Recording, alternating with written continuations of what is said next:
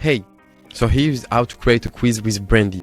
It's very important because the quiz is where you get the intent of your visitor. So I will show you how to do it efficiently and the best for your brand. There is two solutions to create the quiz. The first one is the manually, what we can do here, and you can also make the one with AI.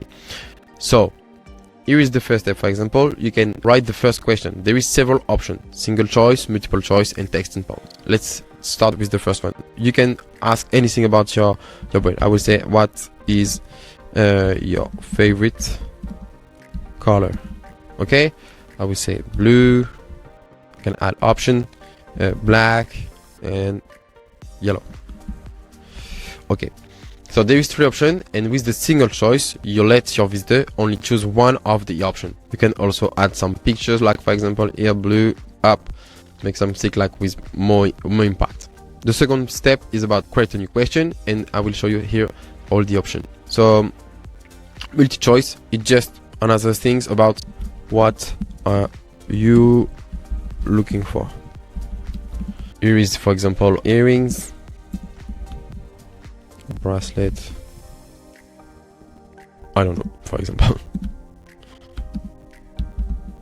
So here on this question, you let the visitor choose several options. It's based on what you want to get about them.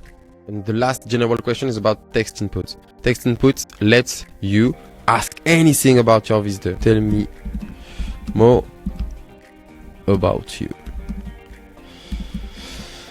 So here's the question where the visitor can write everything. It can be sometimes interesting to let the visitor explain something very important for them, and make the AI find something very important and do the best matching. You have also a budget, because the budget is very important for some of the catalogs.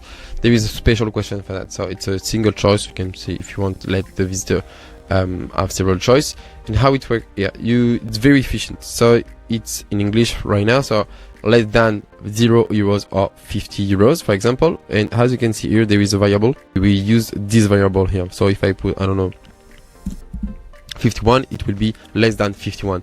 Here is the variable min and max, etc. But if you don't want to use the variable, you can just put your text here or your budget, and it will be also efficient. I recommend you to use it like this because it's more matchable with the AI, but it's up to you. One more time, and you can add also several options. You can say like less than €15, less than €20, less than €50, etc, etc. Okay, when it's done, you just have to save it. You have created your own first quiz. So welcome on board, and let's see for the rest.